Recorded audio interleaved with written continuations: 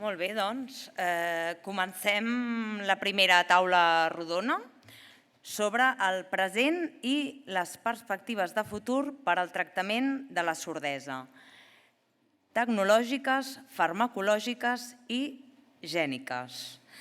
Presenta a la taula el senyor Raimon Gené i comptem amb professionals a qui agraïm molt que ens acompanyin avui el senyor Oliver Hack, el senyor Waldo Nogueira i la senyora Sílvia Murillo, que es connectarà online. Moltes gràcies. Bé, moltes gràcies. Jo continuo aquí, en part com a president de CAPS, però en part, com molts de vosaltres sabeu, soc investigador en enginyeria biomèdica, investigador de la Universitat Politècnica i de l'IBEC, de l'Institut de Bioenginyeria de Catalunya, i també del CIBER, de bioenginyeria, biomaterials i nanomedicina, i per tant m'he vist molt motivat i implicat en convidar a reconeguts investigadors amb el tema, per això que deia a la inauguració, per parlar una mica de quin és el futur, on estem. Arriba molta informació sobre les noves tècniques sobre la sordesa i creiem que era molt bo fer aquesta taula rodona amb 3 experts que estan diguéssim, amb solucions punteres en tot aquest tema. Per tant, en primer lloc, tindrem la intervenció de la doctora Sílvia Murillo. La doctora Sílvia Murillo es connectarà online perquè està a Madrid, no podia desplaçar-se avui, però ens farà la presentació a distància. La doctora Sílvia Murillo es doctora en Ciencias Veterinarias y máster en Audiología. Trabaja desde el año 2006 en el Instituto de Investigaciones Biomédicas Sols Monreale del CSIC como investigadora senior del Grupo de Neuropatología de la Audición y Mielinopatías y como responsable del Servicio de Evaluación Neurofuncional No Invasiva de Modelos Animales.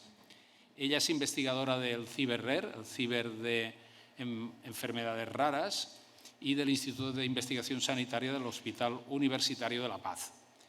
Y especialmente está aquí porque sus líneas de investigación se centran en el estudio de las bases moleculares y celulares de la hipoacusia neurosensorial, tanto de origen genético como inducida por agentes externos como el ruido, los fármacos ototóxicos o también por el envejecimiento auditivo y su relación con el deterioro cognitivo.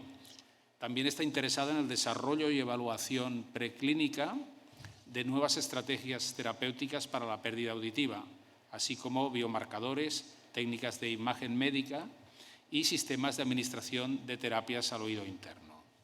Por tanto, es un placer tenerla a ella aquí, aunque sea a distancia, pero que vamos a poder disfrutar de su presentación. Y sin más preámbulo, pues Silvia, tienes la palabra para presentar tu trabajo y tu investigación actual. Muchas gracias. Hola, pues buenos días a todos. Espero que podáis escucharme correctamente. Lo primero de todo, agradecer al doctor Gené esta invitación a nuestro grupo por participar en estas jornadas, porque es una oportunidad importante para nosotros. Nosotros colaboramos con asociaciones de pacientes, sobre todo con FIAPAS, pero nunca hasta ahora habíamos contactado con ACAPS y nos parece una oportunidad estupenda para que conozcáis nuestro trabajo y que también nosotros conozcamos a vosotros como asociación. Voy a intentar compartir la pantalla para que podáis ver la presentación. Vamos a ver.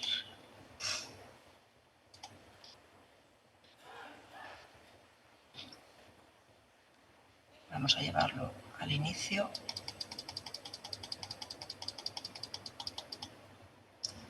Bueno, espero que podáis ver la pantalla. Si hay algún problema, me avisáis y detengo la presentación. Bueno, como decía el doctor Gené en la presentación, yo me llamo Sílvia Murillo, soy investigadora en un grupo de investigación del CSIC, que está ubicado aquí en Madrid, y también pertenezco a un centro de investigación biomédica en red de enfermedades raras. Nuestro grupo está trabajando desde hace más de 20 años en el ámbito de la pérdida auditiva por 3 razones fundamentales que os voy a presentar. La primera, porque la hipoacusia, pérdida auditiva, la sordera, afecta a millones de personas en todo el mundo. Según un informe de la OMS de hace 3 años, de 2021, el 20% aproximadamente de la población mundial presenta algún tipo de pérdida auditiva. Es verdad que la mayor parte, un 15%, es una pérdida leve, pero hay un 5 o 6% de la población mundial, lo que supone unos 500 millones de personas en todo el mundo, que tienen una pérdida auditiva entre moderada y profunda, incluso completa, y esto va a hacer que afecte pues, de manera importante a su calidad de vida y le conlleva una discapacidad. Por lo tanto, es una patología que afecta, o una condición que afecta, como digo, a muchas personas en todo el mundo y que debe ser tratada.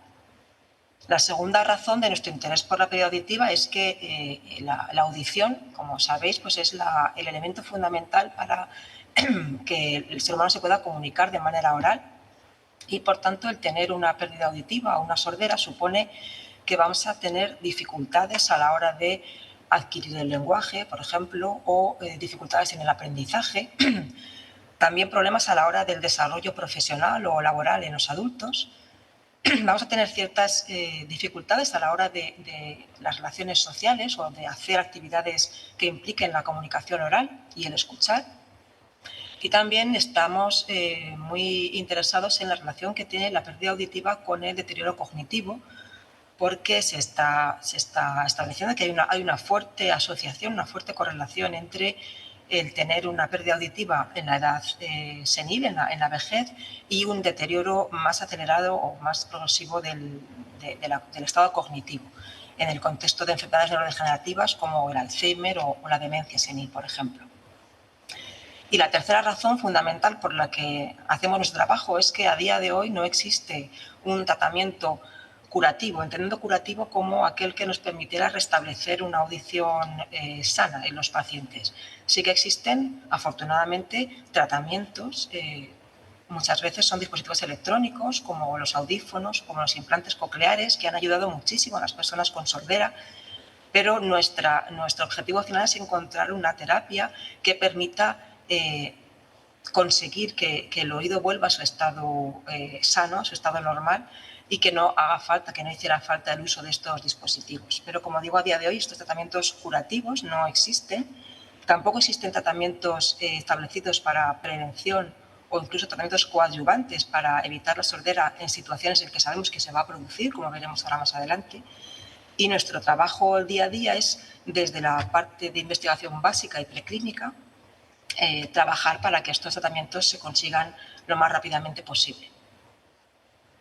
Por eso, para conseguir estos tratamientos, la investigación es fundamental. La investigación desde todos los puntos de vista, y en nuestro trabajo se centra, como os decía, más en la investigación básica y preclínica. Nosotros no trabajamos directamente con pacientes, sí que tenemos colaboraciones bastante estrechas con grupos clínicos, pero nuestro trabajo de día a día es investigar con nuestros modelos experimentales. ¿Y con qué modelos trabajamos? Pues bueno, creo que es interesante que vosotros conozcáis que los investigadores trabajamos con muchos modelos experimentales diferentes. Estos modelos, lo que vamos a intentar con ellos es intentar reproducir aquello que está ocurriendo en el oído interno de una persona que padece pérdida auditiva e intentar averiguar las causas, los mecanismos y encontrar así unas terapias. Entre los muchos modelos que manejamos en el laboratorio, en el día a día, pues he puesto aquí algunos de ellos. Trabajamos con líneas celulares, es decir, con células cultivadas, puestas en cultivo, en las cuales son células auditivas, en las cuales podemos estudiar muchísimos mecanismos que se producen en ella y que pueden dar lugar a una disfunción de esa célula. Un paso más allá de complejidad, también trabajamos con cultivos ya no en 2 dimensiones, sino en cultivos en 3 dimensiones o en organoides. Los organoides son, como su nombre indica, pues son unos órganos auditivos artificiales creados en el laboratorio y que intentan reproducir un poco mejor que los cultivos en 2 dimensiones la estructura, la complejidad tanto anatómica, estructural como funcional del oído interno. Si seguimos avanzando en complejidad, también podemos trabajar con otro modelo experimental, que son los explantes. Los explantes son sistemas auditivos más o menos desarrollados, más o menos complejos, procedentes de animales, bien, por ejemplo, del embrión de pollo o bien, por ejemplo, de ratones en estadio embrionario o postnatal, que podemos disecar, podemos extraer de ese modelo animal y trabajar con ellos en cultivo durante un tiempo limitado. Esto aporta más complejidad al modelo y nos permite investigar y estudiar muchas más cosas. Y por último, el último modelo, el modelo más avanzado, por así decirlo, con el que trabajamos es el modelo animal. Animales adultos, normalmente roedores, habitualmente es con ratones, que es la especie más frecuente utilizada en investigación. Y bueno, con todos estos modelos, lo que pretendemos es, por un lado, entender las bases tanto genéticas como moleculares como celulares que dan lugar a una pérdida auditiva, que es lo que se está produciendo en esas células, que hace que al final la célula deje de funcionar y eso dé lugar a una alteración funcional. Estudiando estos mecanismos podremos definir lo que llamamos dianas terapéuticas, es decir, puntos hacia los que dirigir las terapias. Y con estos módulos también podemos evaluar tanto la seguridad como la eficacia de estas nuevas terapias que desarrollamos en el laboratorio, también en colaboración, por ejemplo, con empresas farmacéuticas y con otros grupos de investigación. Nosotros, nuestro grupo, no nos centramos en un único tipo de sordera, sino que trabajamos con muchos tipos de sordera. Como sabréis, seguramente, pues la hipoacusia o sordera neurosensorial tiene muchas causas. Se puede producir por alteraciones genéticas, por ejemplo, por mutaciones en genes que son clave para la función auditiva. Si hay una mutación, esa persona, ese paciente, va a desarrollar una pérdida auditiva. Estas hipoacusias de origen genético pueden ser no sindrómicas, es decir, que la sordera es el único síntoma de ese paciente, con diferentes tipos de patrones de herencia, pero también puede ser sindrómica, es decir, ir acompañada de otros síntomas, síntomas visuales, síntomas de cualquier otro tipo, y estas hipoacusias genéticas sindrómicas suelen ser enfermedades de las que conocemos como raras o minoritarias, muy poco frecuentes. Además de las causas genéticas, la hipoacusia también puede ser consecuencia de elementos no genéticos, por lo que llamamos como hipoacusias adquiridas, por el efecto de agentes que van a producir un daño en el oído. Por ejemplo, infecciones por bacterias y virus, por ejemplo, la exposición al ruido o la ingesta de fármacos que tienen cierta capacidad tóxica para el oído interno. Y por último, también tenemos un tipo de hipoacusia muy relevante para nosotros, que es la presbiacusia, que es la hipoacusia asociada al envejecimiento y que a veces aparece de forma acelerada. Es cierto que con la edad, pues el oído interno, como otros sistemas biológicos, como otros órganos, tiene un proceso de degeneración, pero esta presbiacusia puede estar en algunos casos muy acelerada. La presbiacusia tiene una parte tanto de factores genéticos como también factores adquiridos que van haciendo su efecto dañino sobre el oído a lo largo de toda la vida de la persona. Entonces, nuestro grupo, como digo, trabaja en muchos de estos tipos de hipoacusia, pero os voy a poner dos ejemplos porque os podría hablar muchísimo tiempo, pero tengo un tiempo limitado para contaros y he escogido dos ejemplos para que veáis cómo es nuestro trabajo en el laboratorio. El primer ejemplo es de una hipoacusia de origen genético. En este caso fue resultado de una colaboración estrecha tanto con clínicos como con genetistas en Holanda y en España. Estos clínicos, estos genetistas, pues encontraron una serie de pacientes que presentaban una sordera moderada en la que estaban sobre todo afectadas las frecuencias altas y que aparecía en torno a los 10 años de edad de los pacientes y evolucionaba de manera bastante rápida. Los genetistas clínicos, después de hacer un diagnóstico en profundidad de estos casos, con muestras de pacientes, llegaron a la conclusión de que todos ellos portaban una mutación en un gen llamado MPZL2, el nombre es irrelevante. Era un gen que parecía mutado en todos estos pacientes y también en los familiares. Esta proteína codifica para una proteína que su función conocida hasta ese momento era el de ser una molécula de adhesión, una especie de pegamento que mantenía unidas las células de tipo epitelial, pero jamás se había descrito que tuviera un papel importante en el oído. Para validar que esta mutación en este gen fuera la causa de la sordera en estos pacientes, pues la única manera de demostrarlo, por así decirlo, fue desarrollar un modelo animal. Para desarrollar ese modelo animal, pues contamos con la colaboración de un investigador en Barcelona, en el ITIBAS, que por una serie de técnicas de edición génica generó un modelo con una mutación en el gen homólogo del ratón, es decir, el mismo gen, pero en el ratón, fue mutado para reproducir lo que le pasaba a estos pacientes con sordera y lo que hicieron fue eliminar una porción de ese gen, de tal manera que la proteína a la que daba lugar era una proteína que no era funcional. Y ese ratón mutante fue evaluado en nuestro grupo. En nuestro grupo hacemos una serie de pruebas muy diversas y complejas, semejantes a las que pudiera, que pudiera aplicarse en un paciente en un entorno hospitalario, en un entorno clínico, y llegamos a la conclusión de que ese ratón con esa mutación en el gen homólogo tenía un fenotipo o una pérdida auditiva muy semejante a la que tenían los pacientes. Era una sordera que aparecía también de manera temprana, en torno al mes de edad, que evolucionaba de manera rápida en pocas semanas, de tal manera que a los 2 meses el animal tenía ya una sordera moderada y a los 4 meses tenía una sordera profunda, y que afectaba también a las frecuencias altas, como en el paciente, y de manera bilateral, es decir, los dos sueltos. Es decir, que el modelo reproducía bastante fielmente lo que pasaba en los pacientes.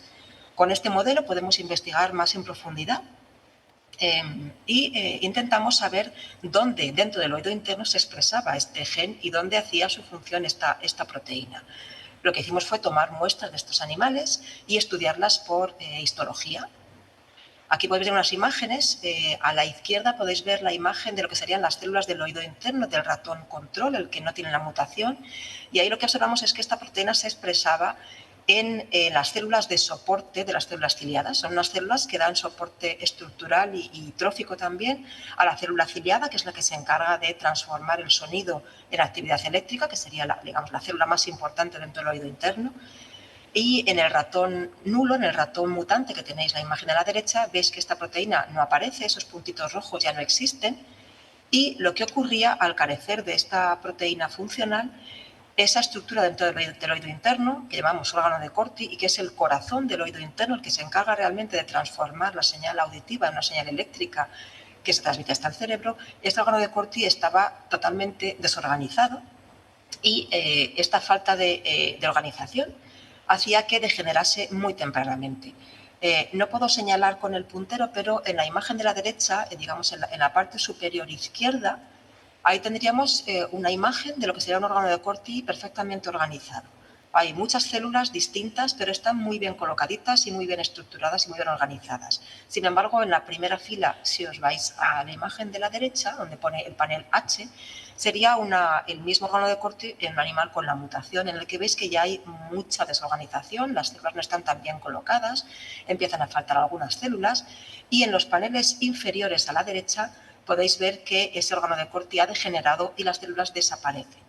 Ese órgano de Corti es totalmente afuncional, es imposible que ese órgano de Corti pueda generar una señal eléctrica en respuesta a un sonido, es decir, era el que producía la pérdida auditiva en este ratón y, por tanto, también en los pacientes. Estos resultados, junto con otros de este mismo ratón, pues fueron publicados en una revista científica. Pero lo más importante para nosotros es que este gen fue incluido en el listado de genes causantes o potencialmente causantes de estas hipoacusias de tipo no sindrómico o autosómico recesivo, y también se incluye ya a partir de ese momento en los paneles de diagnóstico que utilizan los clínicos para explorar los pacientes con hipoacusias de origen genético. Y esto para nosotros fue muy importante. El otro ejemplo que os voy a contar es la hipoacusia inducida por ruido. En este caso, una hipoacusia que no es de origen genético, como su nombre indica, está producida por la exposición a un ruido excesivo. Y es importante para nosotros porque es la hipoacusia más frecuente dentro de las no genéticas en los adultos, y también porque es una enfermedad profesional muy prevalente. Además, la OMS en su último informe que os he comentado anteriormente determina que en la actualidad los jóvenes son una población que están en mucho riesgo de desarrollar esta hipoacusia inducida por ruido por la exposición constante a ruidos, sobre todo derivados de actividades recreativas, pues, desde conciertos de música con un volumen excesivo hasta el uso, por ejemplo, de dispositivos de música con auriculares, iPods, etc.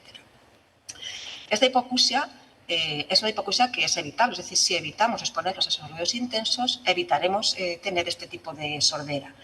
Y se establece un paradigma que una audición segura es aquella en la que escuchamos por debajo de los 85 decibelios si superamos este nivel, tiene que ser durante muy poquito tiempo, porque hay un nivel de seguridad establecido en 85 decibelios durante 8 horas al día. Pensad que 85 decibelios es, por ejemplo, el ruido que emite una aspiradora en funcionamiento. Si estamos sometidos a esa intensidad de ruido o superior durante un tiempo largo, nuestro oído se va a ver dañado y, por tanto, con el tiempo vamos a desarrollar una sordera inducida por ruido. El ruido pone en marcha una serie de mecanismos en el oído interno muy diversos, muy variados, que podéis ver reflejados en la imagen de la derecha. No os voy a explicar uno a uno porque no tenemos tan poco tiempo, pero que sepáis que el ruido produce daños a muchos niveles. Y estos daños al final van a desencadenar en la pérdida de células ciliadas, en la pérdida de sinapsis y en la pérdida de neuronas, que al final es lo que va a producir la alteración funcional. Pero todos esos mecanismos que se ponen en marcha son para nosotros dianas terapéuticas contra las que podemos dirigir nuestros tratamientos. Y veis ahí en la imagen cómo se van probando diferentes fármacos, pues desde factores neurotróficos, vasodilatadores, antiinflamatorios, antioxidantes, para intentar paliar, revertir o amortiguar esta hipoacusia inducida por ruido. Y todos estos fármacos se investigan, por supuesto, con modelos experimentales, sobre todo con modelos animales, que es lo que os voy a explicar en esta diapositiva. En nuestro laboratorio tenemos modelos animales de exposición a ruido para inducir sordera. Esto lo hacemos en unas cámaras que tenemos diseñadas especialmente para ello. Son cámaras de reverberación en las que introducimos a los animales. Aquí vais a ver un vídeo de cómo están estos animales dentro de esas cajas. En este momento estarían expuestos a un ruido que podemos chequear tanto su composición en frecuencias como su intensidad. Los ruidos se emiten durante un periodo determinado, normalmente 30 a 45 minutos, y tras esta exposición lo que tenemos es una evidencia de un daño auditivo que podemos seguir con las pruebas funcionales y también con la evaluación morfológica y molecular. En la parte de la derecha podéis ver, en la derecha y abajo, podéis ver cómo un ratón control que no se expone al ruido. Lo que veis en la imagen en color verde sería una imagen de las células ciliadas en el órgano de Corti.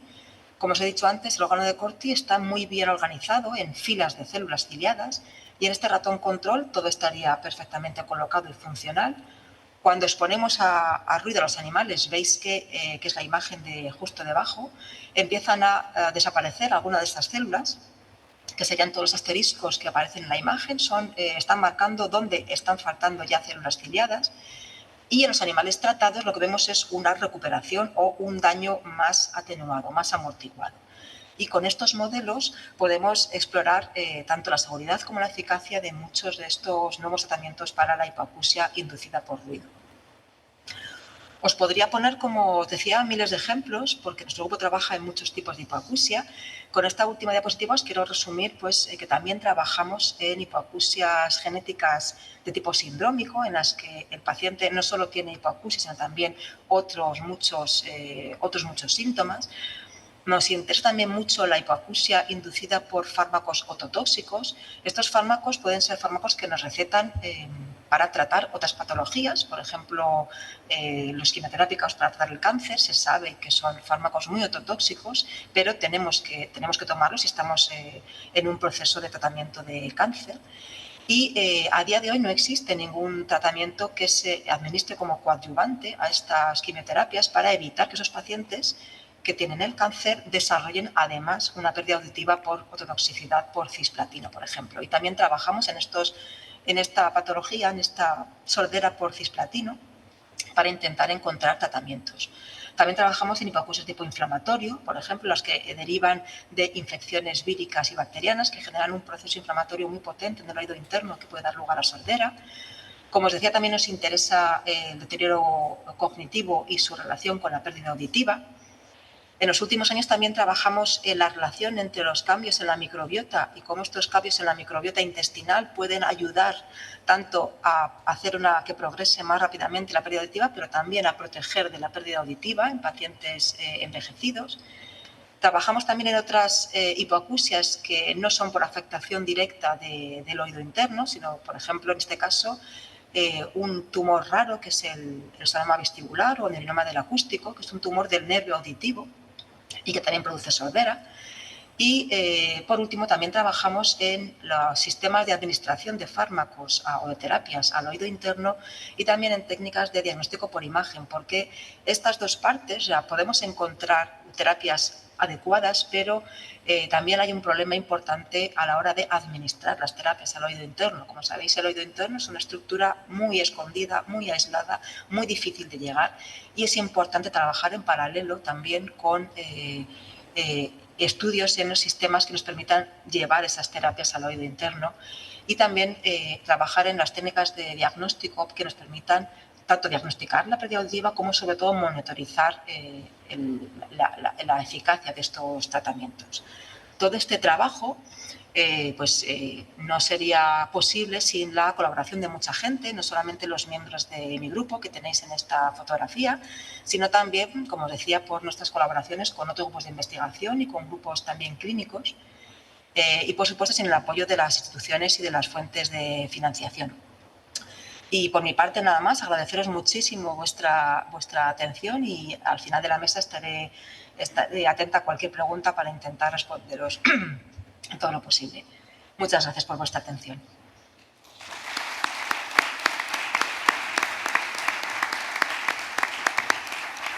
Muchas gracias por la fantástica presentación y que nos da pie. Daría para una jornada entera, ¿verdad? Cada uno de los temas que ha planteado, pero por temas de tiempo nos vamos a mover rápidamente a los otros ponentes y luego habrá un tiempo para preguntas. Así que muchas gracias a la doctora Murillo y sigue conectada, que pronto volveremos a estar en el debate. Pasamos ahora la palabra al doctor Oliver Hack. El doctor Oliver Hack es un otorrinolaringólogo pediátrico, que es jefe de servicio de otorrino del Hospital Infantil Sant Joan de Déu en Barcelona. Él nació en Alemania y tuvo su educación médica en Berlín, pero luego un doctorado en Viena y luego ya se trasladó a Barcelona, donde ha seguido su carrera profesional. Tiene una amplia experiencia internacional en centros de todo el mundo y experto en cirugía de vías respiratorias, cirugía de oído medio, implantes cocleares, y sus actuaciones en el ámbito científico incluyen la investigación en el desarrollo auditivo en pequeños implantados, terapia génica para la pérdida auditiva y cursos en línea sobre temas de audición infantil. Pertenece a diversas sociedades médicas, la Sociedad Española de Otorrinolaringología, la Sociedad Catalana, la Sociedad Alemana, y por lo tanto es un experto relevante en este tema, y en particular hoy le hemos pedido que nos hable sobre las novedades en terapia génica que tanto hemos oído hablar en la prensa, pero que es bueno situar en su situación actual y qué expectativas de futuro hay. Así que cuando quieras, muchas gracias por participar. Muchas gracias, señor presidente. Muchas gracias a CAPS por la invitación. Buenos días.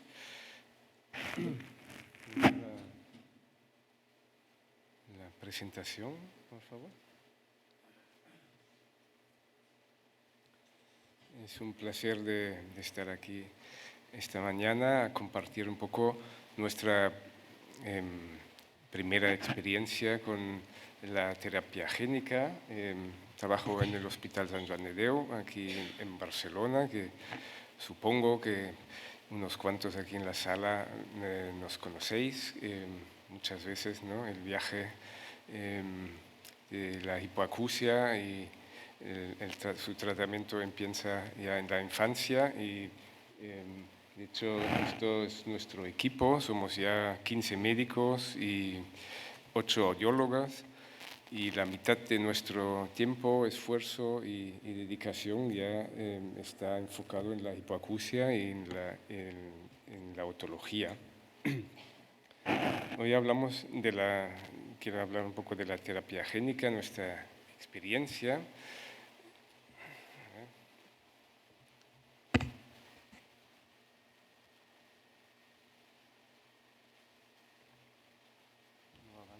¿Puede ser?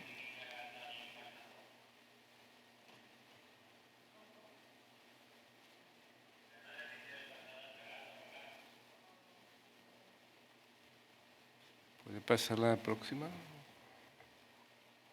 Está encendido, ¿no? Sí. Ahora, pues la terapia génica, pues Está definido por la FDA americana como cualquier tratamiento que modifica de forma intencionada el material genético de una célula diana o de sus propiedades biológicas. ¿Y esto cómo lo hacemos? Pues para cambiar la propiedad genética de una célula necesitamos aportar un gen o un material genético hacia esta célula. Para esto se usa normalmente un vector. La mayoría de estos vectores son virus.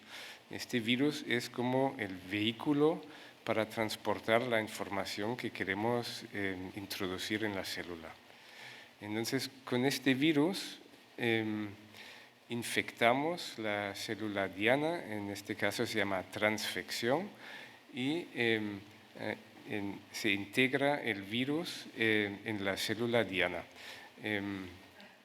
Usando mecanismos celulares, esta integración del virus puede hacer el efecto deseado, que en caso de reparar un defecto genético en una célula puede ser su reparación, como la síntesis de una proteína, pero también puede ser, por ejemplo, en células tumorales, de frenar el crecimiento o parar la reproducción de la célula. Existen muchos tipos de virus que pueden ser utilizados como vectores. Se diferencian en su tamaño, sobre todo, y su capacidad de transportar este material genético que queremos introducir. También hay virus que tienen más o menos afinidad hacia algunas células y más o menos facilidad o dificultad de introducirse en las células. Y luego también hay el problema de bioseguridad, que algunos virus también pueden causar, por ejemplo, reacciones inmunológicas no deseadas. Y en este sentido, el virus que más se utiliza es el virus adeno asociado, justamente por su gran seguridad. En realidad es un fragmento de un virus que no se puede reproducir por sí mismo, le faltan unos factores. Es un virus pequeño pero muy estable, tiene 4,7 kilobases, que es como el tamaño del virus, y una capacidad de transportar como 2.500 kilobases. Hay unas partes estructurales como la parte de la replicación, la parte del cápside, que es necesario para la inserción. Hay muchísimos virus diferentes con diferentes tropismos y afinidades a células dianas. Entonces, si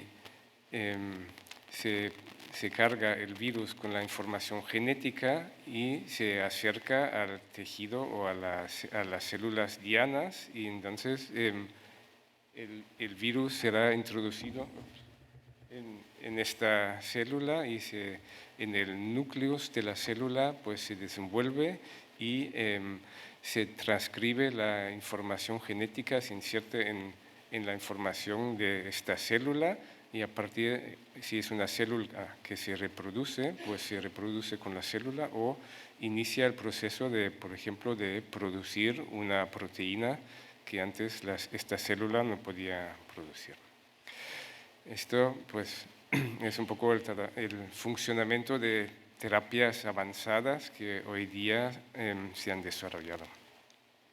¿Y qué implicación puede tener esto en la hipoacusia? Pues como antes Silvia también ha explicado ya, la hipoacusia es una discapacidad muy prevalente, afectando un 5% de la población, y hoy día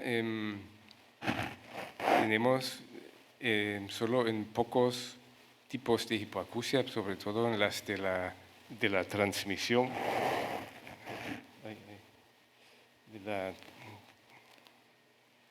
de la parte de la transmisión tenemos tratamientos también curativos como la tapedectomía, cosas que podemos mejorar quirúrgicamente, pero la gran mayoría de las hipoacusias son neurosensoriales y para este tipo de pérdida solo tenemos tratamientos que son o de amplificación acústica o de estimulación eléctrica, como son los implantes cocleares, que es saltamos, digamos, el defecto o lo superamos con potencia, pero no es una reparación del defecto.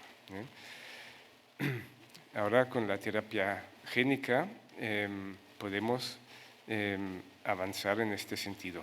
El otro tema que también se ha hablado es que cada vez tenemos más diagnóstico, tenemos herramientas diagnósticas como el estudio genético, y este avance también ha sido muy importante porque cada vez podemos identificar más con exactitud dónde está el problema, dónde está el defecto. Ya se ha comentado, la mayoría de pérdidas auditivas congénitas son de origen genético, y dentro de este origen genético una gran parte, un 3/4, son no sindrómicas. Quiere decir que el paciente solo tiene el problema de la sordera, de la hipoacusia. Y dentro de este grupo, la mayoría, otra vez, son los autosomal recesivas, que es como, igual habéis escuchado, la conexina o también la otoferlina, que es un poco la proteína de nuestro estudio. Como he explicado, entre las terapias avanzadas y el diagnóstico cada vez más preciso, se han desarrollado líneas de investigación para tratar con terapia génica pues, el defecto concreto. En la línea de investigación más avanzado es la de la otoferlina, que es también la que hemos investigado nosotros, porque la otoferlina es una proteína única, un defecto muy concreto en las células ciliadas internas que bloquea la transmisión en la sinapsis. Pero hay otras líneas de investigación también en células de sostén, como para la conexina o también para el neurinoma vestibular, los schwannomas, que también se están desarrollando en terapias génicas. Como he dicho, la otoferlina es una pequeña proteína necesaria para liberar unos neurotransmisores en la hendidura sináptica de las células ciliadas internas, que transmiten pues, la estimulación sonora hacia el nervio auditivo.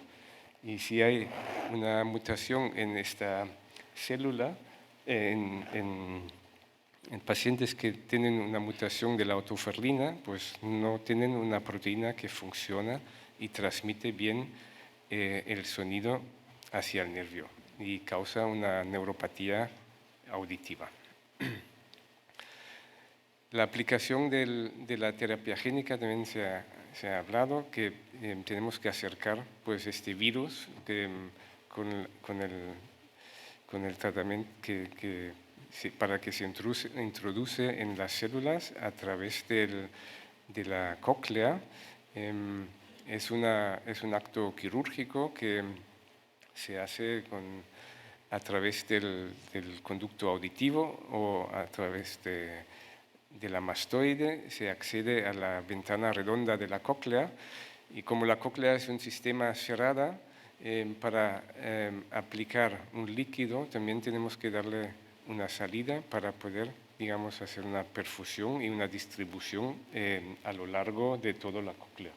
Por lo cual hacemos una aplicación por la ventana redonda y tenemos que hacer una perforación o en la ventana oval o en un canal semicircular para poder perfundir todo el líquido de la perilinfa. La cóclea tiene como un poco más que 1 mililitro de contenido perilinfático y se hace una perfusión con unas bombas de precisión y poco volumen, a 0,1 mililitro por minuto durante unos 15 minutos. Esto es la aplicación de esta terapia génica para el oído interno. Bien, hemos sido seleccionados hace 2 años ya por un promotor americano para participar en un estudio de este tipo genético para el Genotov y entre 6 centros más en el mundo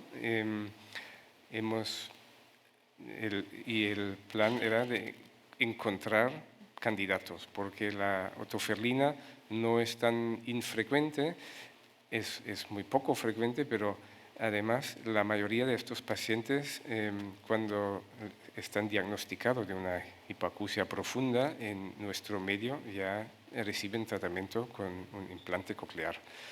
Cuando un paciente está implantado ya no puede recibir tratamiento genético porque la cóclea está alterada y no se puede aplicar. Así que tenía que ser un paciente ya un poco mayor de edad, sin implante coclear, pero con autoemisiones acústicas todavía presentes. O sea, tenía que tener un resto de función de las células ciliadas y esto ha sido muy complicado de encontrar. Se ha buscado en todo el mundo y lo hemos encontrado nosotros, el primer paciente para este estudio, y fue justo ahora, hace 1 año más o menos, que fui yo también con el paciente y el padre a Filadelfia, a Estados Unidos, para realizar el tratamiento. Ha sido necesario trasladarnos allí porque en este tiempo todavía no teníamos todos los permisos de la Agencia de Medicamento Española. No estaba permitido, no tenía acceso en Europa de poder realizarlo, así que fuimos ahí. Y el tratamiento ha ido muy bien, no había ninguna complicación. Primer fase, el primer paciente que se trata con una terapia génica, desde luego, va sobre todo de seguridad. Se ha hecho otros tratamientos génicos también en ojos, en otros, muchísimos en vivo también en modelos animales, pero en humanos esto ha sido el primero.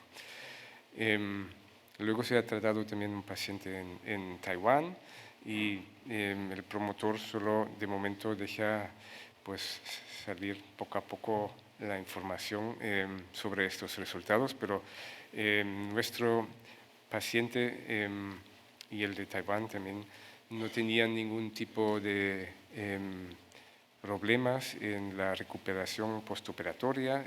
Es una cirugía también muy poca dolorosa. Los que operamos oídos lo tenemos muy a mano, pues como una cirugía que hacemos para los implantes y para reparar defectos en el tímpano, pues son técnicas de este estilo. No había ninguna complicación en el paciente y si vemos ahora los resultados, la verdad que esto es el estado del paciente antes del tratamiento. Esto es su audiometría después del primer mes y esto la audiometría después del segundo mes. Ahora ya ha pasado 1 año y las audiometrías que han subido todavía más, que tenemos aquí las compañeras del CREDA Barcelona que también me lo han confirmado y el paciente la verdad que ahora está muy contento también de este resultado, aunque no ha desarrollado el lenguaje por otras causas. Estos son los potenciales de tronco que también se ve que se han casi normalizado, han reaparecido, que estaban ausentes y han reaparecido. Pero también no todo es maravilloso. El segundo paciente, por ejemplo, no tiene un resultado tan bueno. También ha ido mejorando, pero no es el mismo resultado que el primero. Así que Para terminar, esto es un tratamiento novedoso, yo creo que inspirador también, porque realmente es conceptualmente algo diferente que hemos tenido hasta ahora, que repara un defecto, pero estamos muy al principio. Hay que ser muy prudente, hay que hacer mucho más estudios, hay que entender mucho más mecanismos y ir aprendiendo cómo va este tipo de tratamiento. Ha tenido también un poco de repercusión en la prensa y la verdad es que estamos contentos y muy animados de seguir con esta nueva puerta que se nos ha abierto en el tratamiento de la hipoacusia. Muchas gracias.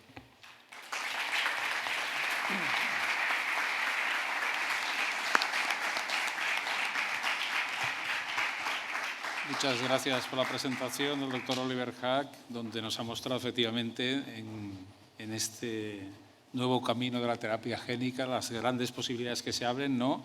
Agradecerle también que muestre el estado actual incipiente, ¿no? Donde hay posibilidades, retos, puntos de mejora y sobre todo en focalizar en qué sector se puede aplicar y luego podremos completarlo en el turno de preguntas. Ahora pasamos al tercer ponente en esta mesa redonda, que es el doctor Baldo Nogueira, que ya muchos lo conocéis porque estuvo con nosotros las jornadas anteriores. Por tanto, lo presentaré muy rápido, pero sabéis que es catedrático de la Universidad Médica de Hannover, pero que también actualmente es investigador distinguido de la Universidad Autónoma de Barcelona, y él de formación es ingeniero de telecomunicaciones en la Universidad Politécnica de Cataluña, pero lleva muchos años ya de investigación y de docencia en la Universidad de Hannover y trabajando con nuevos diagnósticos y tratamientos para la pérdida auditiva, y especialmente en todo lo que está relacionado en su grupo de prótesis auditivas, relacionado con los implantes auditivos, las tecnologías actuales y las de futuro que se están planteando, ¿no? Por tanto, sin mayor presentación, que vamos muy mal de tiempo, te doy la palabra y adelante, cuando quieras. Bé, primer de tot, moltes gràcies al doctor Ramon Jané per donar-me la possibilitat de presentar aquí. També moltes gràcies a la Federació ACAPS i felicitats pel 20è aniversari. I per mi presentar aquí sempre és un plaer i una oportunitat de mostrar la recerca i els desenvolupaments que fem i mostrar-los directament a les persones que es beneficien d'aquests avanços, per una banda, i és molt reconfortant, no? Veure aquesta transferència del coneixement a les persones que ho poden fer servir. Bé, jo em centro en la part d'implants auditius, la part tecnològica, per tant és un tema diferent del que hem vist fins ara. Ara mateix hi ha una revolució en les teràpies genètiques, com l'otoferlina, que permeten restaurar l'audició, però per una part molt petita de la població amb pèrdua auditiva. Jo em centro en els implants auditius, amb estimulació elèctrica, que donen un gran benefici actualment. Bé, doncs aniré directament a les tecnologies. No em funciona el punter. Allà, va. Va, ups.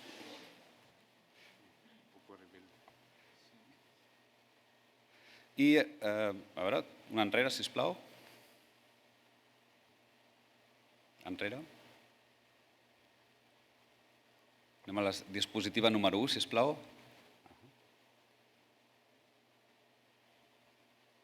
Bé, doncs primer introduirem l'implant coclear, que segurament tothom sap com funciona, però aquest sistema, que és un miracle del desenvolupament tecnològic, permet restaurar l'audició i la intel·ligibilitat de la parla a persones que tenen una sordera profunda.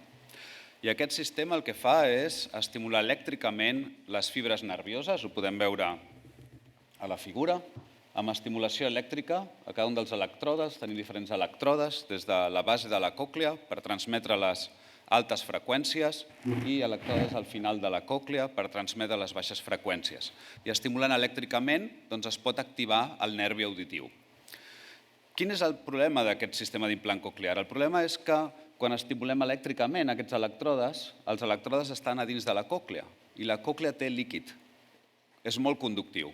Aleshores, quan estimulem un elèctrode, com aquest d'aquí, el que tenim és una estimulació que és molt ampla, no és precisa. Aleshores, quan estimulem un altre elèctrode, el que veiem és que hi haurà un solapament entre l'estimulació de dues àrees diferents de la còclea, de dues freqüències. I això causa interacció i causa que no es pugui entendre la parla de forma tan acurada com els que són normoients. Aquesta és una limitació. Bé, hem de continuar amb el desenvolupament d'aquest implant tenint en compte aquestes limitacions. Primer de tot m'agradaria parlar de la relaxació del criteri d'implantació coclear. Els implants coclears es fan servir també en persones que tenen audició residual i m'agradaria emfatitzar això. Després m'agradaria parlar de nous implants que estem dissenyant que són més perifèrics i menys invasius que l'implant coclear. Després parlaré també de com fer servir la medicina de precisió i la personalització en aquests implants coclears per millorar l'audició. Seguidament parlaré d'implants més centrals que l'implant coclear, que intenten estimular més a prop del cervell, diguem. I finalment parlaré de forma molt breu sobre integració de sensors, més sensors als implants coclears per llegir senyals neuronals i juntament amb la intel·ligència artificial millorar el rendiment amb l'implant coclear. Bé, doncs anem a la relaxació del criteri d'implantació coclear. A l'audició normal, acústica, les ones entren a través del canal auditiu i a dins del cargol de la còclea es fa una transducció entre l'estimulació acústica o mecànica i l'estimulació elèctrica del nervi. I això ho fan les cèl·lules ciliades. Les cèl·lules ciliades, les veiem aquí en verd, tenen aquests pèls que el que fan és convertir les vibracions en canvis elèctrics a la seva membrana. I això causarà estimulació neuronal. En persones que tenen pèrdua sensorineuronal, aquestes cèl·lules ciliades no poden treballar, no poden fer aquesta conversió mecànica elèctrica. I aleshores el que es fa és implantar uns elèctrodes a la còclea que substitueixen la seva funcionalitat. I aquests elèctrodes estimulen directament el nervi. Així és com funciona l'implant coclear i aquest és el criteri d'implantació inicial, persones amb sordera profunda. Però el que hem vist els últims 20 anys a Alemanya és que persones que tenen audició residual a les baixes freqüències, això vol dir que tenen cèl·lules ciliades actives al final de la còclea, aquestes persones poden rebre un implant coclear que és més curt, més finet, que no traumatitzi la còclea i poden rebre estimulació acústica i elèctrica. Això expandeix moltíssim el criteri d'implantació coclear. Aquí veiem l'elèctrode curt i es combina l'estimulació elèctrica i acústica. Clar, al ficar un elèctrode dins de la còclea, això posa en risc l'audició residual. Les cèl·lules ciliades es poden quedar afectades i necessitem implants que siguin més invasius. Bé, amb això també m'agradaria remarcar el número d'implants que es fan a la Baixa Saxònia, a Alemanya. Aproximadament es fan uns 800 implants coclears a l'any i la població a la Baixa Saxònia són 8 milions d'habitants, pràcticament el mateix que a Catalunya. La diferència és que a Catalunya només es fan aproximadament, estimacions, uns 120-130 implants coclears. O sigui, hi ha un ràtio de 800 implants coclears a Alemanya, a la Baixa Saxònia només, a 150 a Catalunya. I a més, a Alemanya només s'implanta a un 5% de les persones que podrien rebre aquests implants. Per tant, hi ha una necessitat claríssima de donar més coneixement del gran funcionament d'aquests implants coclears i del seu rendiment i beneficis que poden portar a la societat.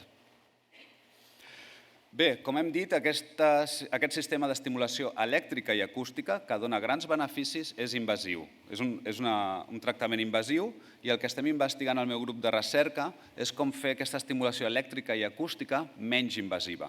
I per això el que estem fent és el disseny de nous elèctrodes que es puguin posar a fora de la còclea. Seria una estimulació extracoclear on l'elèctrode es fica a la finestra rodona fora de la còclea o fins i tot, i això ho estem investigant perquè seria molt fàcil d'aplicar, proporcionar l'estimulació elèctrica directament al canal auditiu. Això es va fer al segle XVIII, Però què és el que és nou aquí? Que ho combinem amb l'estimulació acústica. Combinant l'estimulació acústica i elèctrica pot donar un gran benefici. I en aquest sentit, m'agradaria donar uns resultats que ja hem estat obtenint a la Universitat Mèdica de Hannover. I aquí tenim pacients que reben implants coclears, però només s'inserten parcialment. Són persones que tenen una pèrdua auditiva, però només a les altes freqüències. A les baixes freqüències tenen audició residual, aleshores mesurem, amb imatge mèdica es mesura la longitud de la còclea, sabem la longitud dels electrodes que es fiquen i només es fica l'electroda una miqueta sense que posi en perill la part acústica. Aquests pacients, que ja els tenim, tenen uns electrodes que estan a fora de la còclea, aquests d'aquí. Veiem que hi ha 4 electrodes a fora de la còclea. I en aquests pacients podem activar l'electroda que està just a la finestra rodona, just a fora de la còclea, i només activant aquest electrode podem veure si dona un benefici en la discriminació de la veu i la paraula. Doncs aquí tenim els primers resultats. Això són resultats on vam investigar com de bé es poden discriminar les consonants, i en blau veiem els resultats amb l'estimulació acústica. I veiem que aproximadament, per diferents tipus de consonants, es podrien discriminar 60% de les consonants. Quan afegim només un electrode, que seria la columna en vermell, veiem que hi ha una millora de 5 a 10%, només amb un electrode fora de la còclea. I, òbviament, si fiquem tots els electrodes, si els activem tots, els que estan a la còclea, doncs veiem la gran millora amb l'estimulació elèctrica i acústica. Això són molts bons resultats, perquè només amb un electrode no invasiu ja es podria millorar l'audició. Bé, la següent tecnologia que m'agradaria introduir són implants més centrals, en els quals estem treballant juntament amb la Universitat de Minnesota. I en aquest cas estem treballant amb un nou implant que el que fa és estimular el nervi auditiu directament. Aquí veiem el concepte. Són uns electrodes, tenen forma d'agulla, i aquests electrodes s'implanten directament al nervi. En comptes de fer servir els electrodes a la còclea, com he dit, és molt conductiva i causa que l'estimulació no sigui específica, ara anem directe al nervi i aleshores l'estimulació és més precisa. Necessitem menys corrent, podem tenir millor dinàmica i hi ha una millor separació dels canals. I aquí veiem el primer prototip que hem construït juntament amb l'empresa Medel i amb l'empresa BlackRock. Fa servir un implant de l'empresa Medel i aquest ha sigut connectat amb aquest sistema d'electrodes. Aquí veiem les agulles que es fiquen al nervi. Aleshores, per qui seria aquest implant? Això seria per persones que tenen una còclea obliterada, per exemple. La còclea està ossificada, potser per una meningitis, una malformació, perquè hi ha hagut un trauma, i l'implant coclear no es pot introduir a la còclea. Doncs per a aquestes persones es podria fer servir aquest sistema d'electrodes. I de fet el farem servir en aquest tipus de pacients. Farem un estudi el 2025, l'any vinent, en 3 persones, per veure el rendiment d'aquest implant en comparació amb l'implant coclear. I qui sap, potser dona millors resultats que un implant coclear perquè l'estimulació és més precisa. També m'agradaria remarcar que el desenvolupament d'un sistema d'aquest estil porta aproximadament uns 10 anys, fins que arribem a un estudi clínic. I l'any vinent és finalment l'estudi clínic on podrem veure el rendiment d'aquest implant. Bé, i per acabar, m'agradaria parlar de noves tecnologies que tenen a veure amb la integració de sensors a l'implant coclear juntament amb la intel·ligència artificial i donar un exemple de com es podria fer servir. Avui en dia, i després de 40-50 anys de desenvolupament de l'implant coclear, per persones amb implants coclears encara és difícil entendre la parla en situacions com una cocktail party, una situació amb moltes persones, amb reverberació, amb música de fons. Els normoients es poden centrar en una persona, ignorar les demés, però persones amb pèrdua auditiva i amb implant coclear tenen moltes dificultats en una situació d'aquest estil. I això és el que volem millorar. I per això podem fer servir la intel·ligència artificial. La intel·ligència artificial, i més en concret a l'aprenentatge profund, el que fa és modelar la fisiologia, el funcionament de les neurones. I això ho fa amb funcions matemàtiques relativament senzilles. Aquí veiem la neurona. La neurona té unes dendrites que agafa senyals i aquestes senyals les processa al nucli i les transmeteix a través de l'axó a les següents neurones. I això es pot modelar amb unes funcions matemàtiques senzilles on tenim diferents senyals, x1 a xn, que representen les senyals de les dendrites, se sumen i s'aplica una funció matemàtica que diu si s'ha de transmetre la informació o no a la següent neurona. Aquestes neurones artificials tenen molts paràmetres que s'han d'entrenar, necessiten un aprenentatge. Bé, de Ramon i Cajal sabem que les neurones no estan soles, sinó que estan en capes molt complexes, i el motiu és que d'aquesta manera el nostre cervell, el nostre sistema nerviós, pot fer operacions molt complexes. Doncs de la mateixa manera podem concatenar aquestes neurones en capes i formar operacions molt complexes. Donaré un exemple d'una operació complexa. Per exemple, la nostra xarxa de neurones podria rebre com a entrada, a les neurones d'entrada, podria rebre unes imatges que tenen dígits a dins. Podem reconèixer els dígits, això són imatges. I aleshores aquesta xarxa de neurones la podem entrenar per reconèixer els dígits. La xarxa al principi té uns coeficients que no estan entrenats. Aquests coeficients tenen qualsevol valor.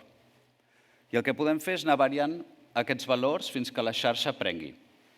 Al principi els valors són aleatoris i la xarxa no és capaç de reconèixer bé els dígits de les imatges. Al principi tenim un 5, però reconeix un 3, un 9, però reconeix un 7. No va bé aquesta xarxa. Doncs canviem els paràmetres de la xarxa, els valors, els anem iterant, els anem canviant, fins que la xarxa aprengui que el 5 és 5, que el 9 és 9, que l'1 és 1 i que el 3 és 3. La xarxa ha après i ara la podem fer servir per reconèixer dígits. Bé, aquest és un exemple, però podem fer servir aquestes xarxes per millorar l'escolta amb l'implant coclear. I aquí veiem l'exemple. Tenim el nostre processador d'implant coclear, tenim els electrodes, i el processador el que fa és computar quina és la corrent que s'ha d'enviar a cada electrode. Ho veiem aquí, per cada electrode veiem la corrent. I el que farem és una xarxa neuronal que ens converteixi el so en l'estimulació elèctrica. Això és el que farem. Bé, m'agradaria presentar un exemple d'una cocktail party, però molt senzilla. Ara tenim una cocktail party on només hi ha un home i una dona. Molt avorrit, però hem de començar amb coses fàcils al laboratori. I les frases estan en alemany. Però intentem concentrar-nos, a veure si podem escoltar bé o separar l'home de la dona. No sé si és possible apretar el play aquí. Són dues persones parlant i ens hem de concentrar. Haben die Ferien schon begonnen? Haben Sie den Unfall gesehen? Beginnt morgen wieder die Schule? És difícil, perquè estan com juntes les dues frases de les dues persones. Bé, doncs, és difícil i ho volem millorar amb intel·ligència artificial i aleshores hem implementat una xarxa neuronal que el que fa és agafar la veu de les dues persones i computa la corrent que enviarem a l'implant, però només, en aquest cas, la veu de l'home. I ara podem escoltar si la xarxa neuronal ha separat bé l'home de la dona. Escoltarem que la dona encara es pot escoltar, però molt més fluixet. Si podem donar el play. Haben Sie den Unfall gesehen? Haben die Ferien schon begonnen? Haben Sie den Unfall gesehen? Beginnt morgen wieder die Schule? Ara la veu de l'home és molt més prominent i, per tant, per una persona amb implant coclear seria molt més fàcil escoltar la veu de l'home que la de la dona. Bé, això ho hem avaluat en un estudi clínic i aquí veiem els resultats a la tercera columna, veiem la discriminació de paraules en soroll, amb dos parlants, i veiem que dona una millora de més de 20 punts percentuals quan fem servir aquesta xarxa neuronal per escoltar una de les dues persones. Bé, és una cocktail party molt senzilla, però és un començament. Però, clar, tenim un altre problema, no? A qui volem escoltar? Volem escoltar a l'home o volem escoltar la dona? Nosaltres només hem donat l'home, però potser volem escoltar la dona. Doncs per això el que hem de fer és integrar sensors a l'implant coclear que ens permetin detectar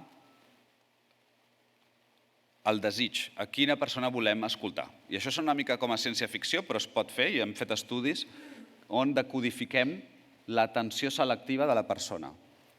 Aleshores, amb electrodes al cap, decodifiquem a qui tenim l'atenció, a quina persona, i informem a la xarxa neuronal quina veu volem transmetre a través de l'implant coclear.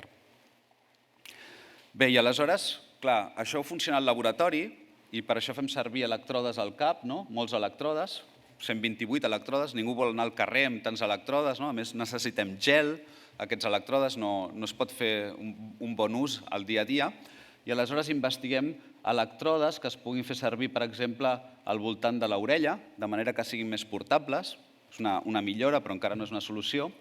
Però el que també estem fent és col·laborant amb la indústria per tal que s'implementi dins de l'implant coclear la possibilitat de mesurar aquestes respostes corticals. Això vol dir que l'implant coclear no només estimula, sinó que també mesuri des de dins de la còclea les nostres senyals neuronals i que aleshores fem servir aquestes senyals neuronals per emfatitzar una veu o una altra veu. I això ho hem començat a fer i es pot veure que l'implant coclear pot mesurar les senyals corticals, però s'ha de millorar. Quina és l'alternativa que estem fent? L'alternativa amb la que estem treballant és integrar més sensors a l'implant. I un cop es fa la implantació coclear, durant la cirurgia, seria possible introduir uns electrodes addicionals que estiguin més a prop del còrtex auditiu per mesurar les senyals corticals. I aquí estem treballant amb l'empresa BlackRock també, que ens ha proporcionat aquests electrodes. Fem modelatge per saber on hem de posicionar aquests electrodes perquè estiguin més a prop del còrtex i aleshores la idea és integrar-ho en aquest sistema. I quina seria la idea del futur? Doncs seria tenir aquests electrodes corticals que mesurin les senyals per decodificar l'atenció i a través de la intel·ligència artificial facilitar quina veu volem escoltar. Bé, doncs amb això acabo. He fet un resum de diferents tendències tecnològiques en les pròtesis auditives. Primer, la relaxació del criteri d'implantació coclear i una necessitat d'incrementar el número d'implants. Hem vist com fer servir la medicina de precisió i la personalització, insertant electrodes més curts adaptats a la pèrdua auditiva de cada persona. Hem vist també nous implants més perifèrics i menys invasius que l'implant coclear, que poden donar un benefici a través de la interacció elèctrica i acústica. Hem vist també implants centrals que estimulen el nervi auditiu directament i poden donar una millora de l'escolta en persones que no poden rebre un implant coclear. I finalment hem vist la integració de sensors per mesurar les senyals corticals i combinades amb la intel·ligència artificial per millorar l'escolta en l'escena de cocktail party. I això no és tot. El sistema d'implant coclear és un sistema molt, molt, molt complex. La tecnologia avança rapidíssim. També tenim robots que es poden fer servir per insertar els electrodes automàticament. El doctor Oliver Hack ens pot parlar més d'això. A l'ús de Big Data, els implants coclears ja són quasi com telèfons mòbils on hi ha apps on es pot mesurar des de les impedàncies dels electrodes fins a fer fotos del sistema si està funcionant bé, ajustar automàticament el volum. S'està generant moltíssima data que ens ajudarà a entendre millor quin és l'ús que es fa de l'implant coclear. I, òbviament, els tractaments biològics que hem vist a les presentacions anteriors. Doncs amb això m'agradaria acabar la presentació i donar-vos moltes gràcies per l'atenció.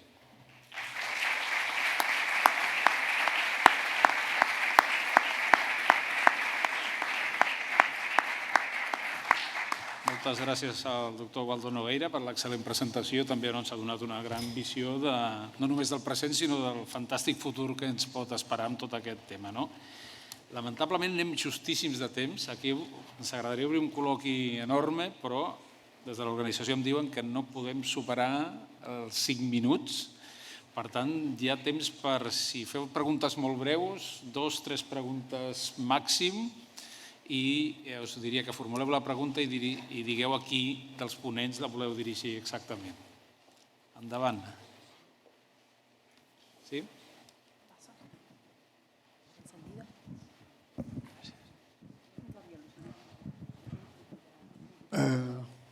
Buenos días. Gracias para los 3 ponentes por la presentación. Me ha gustado mucho. La pregunta podría ser transversal y podría ir quizá a los 3, pero se la preguntaré a Silvia por el tema que ha hecho de la hipoacusia causada por el ruido.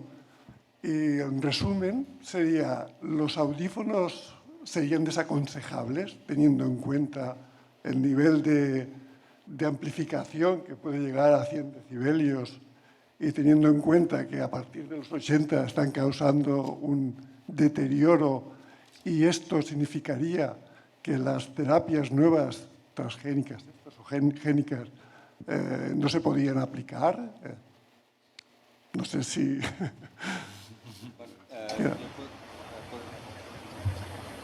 Sí, no sé si la pregunta iba dirigida a mí o... ¿Sí?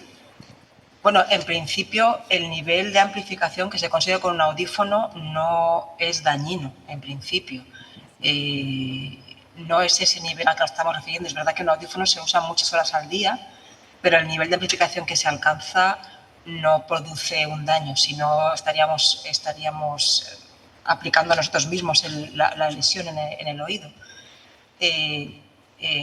Vamos, no sé si la pregunta iba en ese sentido, pero cuando hablamos de daño auditivo estamos hablando de niveles de ruido mucho más intensos. Es cierto que hay a veces un problema de entendimiento, de comprensión, en cuanto a que hay diferentes escalas de intensidad de sonido que se miden según la presión sonora, es una escala, y luego hay escalas que se aplican ya a lo que es la audición humana. Y entre unas y otras hay una diferencia importante en decibelios. Entonces, a veces, si no sabemos bien qué tipo de escala están utilizando el audífono o qué tipo de escala está utilizando la persona que te está hablando, podemos confundir niveles sonoros, pero en principio, para responder a tu pregunta de manera rápida, el nivel de sonido, de ruido que puede producir un audífono, en principio no es dañino para la cóclea. Gracias. ¿Alguna otra pregunta? Sí, aquí. Bon dia. Jo volia preguntar al doctor Hatch o al doctor Nogueira respecte als nens i nenes que porten implant de tronc cerebral, que sovint no hi ha nervi auditiu. Quina investigació s'està fent, quines perspectives de futur tenen? Perquè des de la rehabilitació veiem que el progrés d'aquests infants en relació a les habilitats auditives i el desenvolupament de la llengua oral és molt limitat en relació a l'èxit dels implants coclears. Bueno, puedo contestar, ¿no? El tema de los implantes de tronco, es cierto que los resultados funcionales son muy inferiores a los de los implantes cocleares, justamente porque no tenemos esta tonotopicidad que tenemos a lo largo del recorrido de la cóclea, sino en los implantes de tronco buscamos el nervio auditivo ya en el tronco cerebral, o hay una malformación muy severa de la cóclea y no se puede colocar un implante, o si el nervio auditivo no llega a la cóclea. Entonces vamos más a una parte central, pero ponemos el electrodo o los electrodos, que es como un pad, con los electrodos por encima del nervio y buscamos en lo posible estimular solo el nervio auditivo, pero está el nervio facial al lado, el vestibular, y se tiene que normalmente cerrar unos cuantos canales y la estimulación tonotópica sería en profundidad de este nervio y la discriminación es muy inferior. Así que avance así tecnológico en el sistema de un implante de tronco creo que no hay, que va mejorando con la estimulación eléctrica de la señal, como lo ha explicado Baldo. Seguramente también hay mejorías y igual se puede conseguir también cada vez mejores resultados funcionales. No sé si quieres añadir algo, Baldo. Sí. Bueno, en términos d'investigació, la nostra proposta és l'implant de nervi que he presentat. És aquest electrode penetrant que es fica al nervi entre la còclea i el tronc cerebral, i aleshores en persones que tinguin un espanoma acústic aquest nervi queda exposat perquè s'ha de treure aquest eixvanoma i es pot ficar aquest electrode penetrant. Aleshores, seria una possible alternativa per l'implant de tronc. L'implant de tronc, el problema que té és que no és específic perquè es posa el nucli coclear i allà no és fàcil trobar la tonotopia. O sigui, les diferents freqüències no són tan clares com a dins de la còclea. El que estem esperant és que amb l'implant de nervi sí que es pugui tenir aquesta tonotopia i aquesta transmissió de la informació més clara que amb l'implant de tronc. O sigui, això seria una possibilitat, l'implant de nervi auditiu. Una última pregunta.